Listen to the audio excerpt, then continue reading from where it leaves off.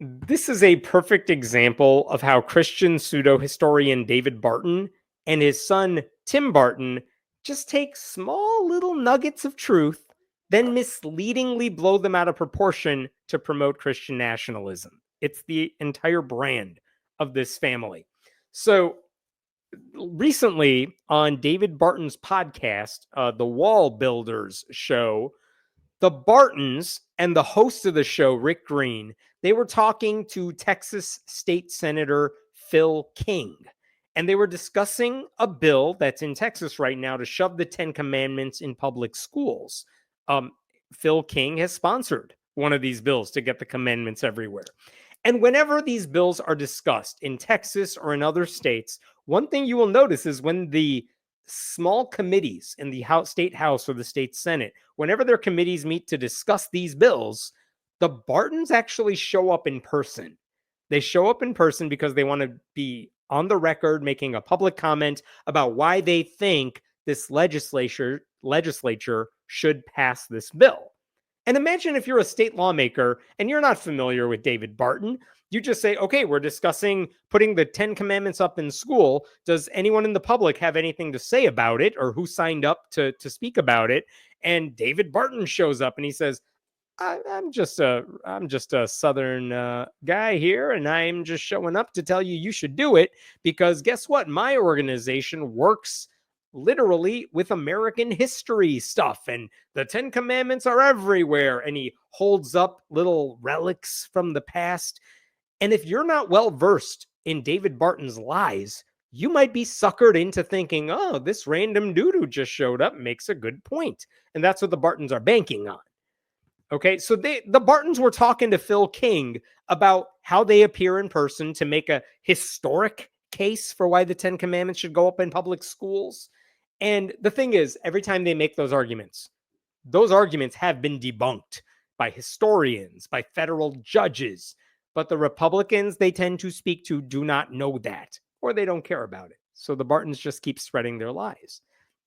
So Phil King went on their show, and he was saying the commandments are integral to the U.S. Constitution and the Declaration of Independence. That's not true.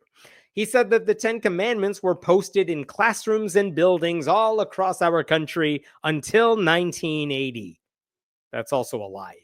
And then he said children cannot really understand what it means to be a Texan, what it means to be an American, unless they know the 10 Commandments. That's never been true. I don't know what the hell he's talking about.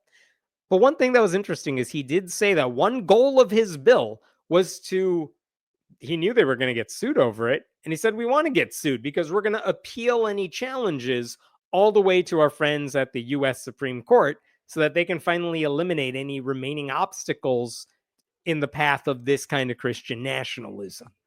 But the part that really gave away how shallow these arguments are came during this interview when the host, Rick Green, was speaking with Tim Barton afterwards. So Phil King told him about what he was going to do. He leaves the show. The host of the show is like, hey, Tim Barton, tell me more about why you're so passionate about this.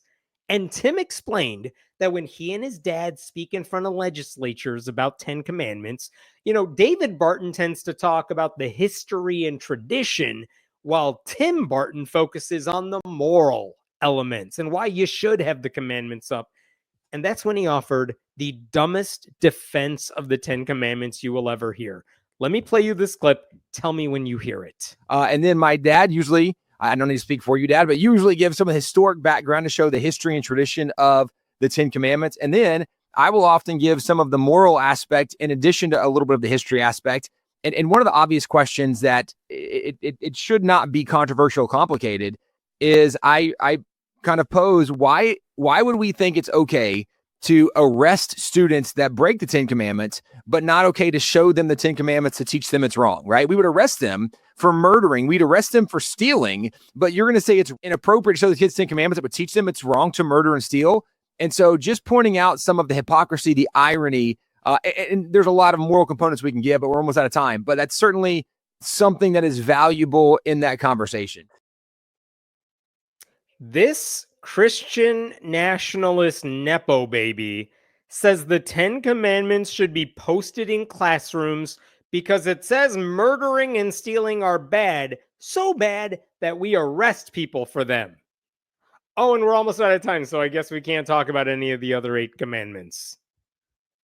Like, he said we need to put the 10 Commandments up in school. This dude, this is Timmy. He says we need to put it up because we think it's okay to arrest students that break the 10 Commandments, but it's not okay to show them the 10 Commandments to teach them that it's wrong.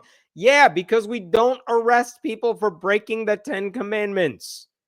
He's lying. We do not do that.